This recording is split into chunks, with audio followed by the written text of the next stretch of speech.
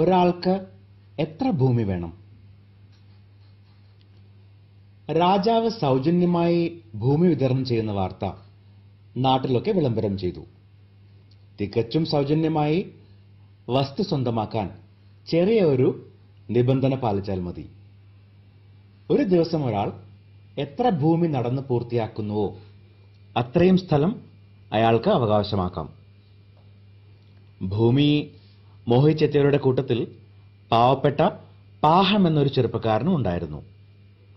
രാവിലെ തന്നെ കൊട്ടാരത്തിലെത്തിയ പാഹമിന് രാജസേവകൻ സ്വന്തമാക്കാനുള്ള ഭൂമി കാട്ടിക്കൊടുത്തു. അത്യുത്സാഹത്തോടെ അയാൾ നടപ്പാരംഭിച്ചു. നടന്നാൽ കുറച്ച് ഭൂമിയെ സ്വന്തമാക്കാൻ കഴിയുമെന്ന് ചിന്തിച്ച് അയാൾ വേഗം ഓടാൻ തുടങ്ങി. ഇടയ്ക്ക് കലശലായി ദാഹിച്ചെങ്കിലും വെള്ളം കുടിക്കാൻ നിന്നാൽ സ്ഥലം നഷ്ടപ്പെടുന്നതോർത്ത് അതിന് തുനിഞ്ഞില്ല. ഭക്ഷിക്കാൻ സമയം കളയാതെ കൂടുതൽ ഭൂമിക്കായി ഓട്ടം തുടർന്നു. ഇടയ്ക്ക് കുഴഞ്ഞു വീണെങ്കിലും ഇഴഞ്ഞും വലിഞ്ഞുമൊക്കെ പാഹം ഭൂമി കൈവശമാക്കൽ അനസ്യൂതം തുടർന്നു. ഒടുവിൽ സന്ധ്യയായപ്പോൾ രാജാവ് പാഹമിനെ അനുഗമിച്ച രാജസേവകനോട് പാഹം എത്ര ഭൂമി സ്വന്തമാക്കിയെന്ന് ചോദിച്ചു. 6 അടി മണ്ണ്, സേവകൻ ഉത്തരം പറഞ്ഞു.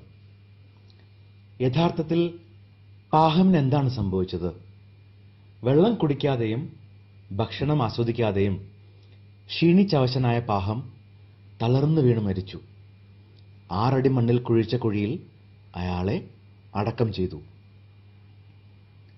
ഈ കഥയ്ക്ക് നാമുമായി എന്തെങ്കിലും ബന്ധമുണ്ടോ?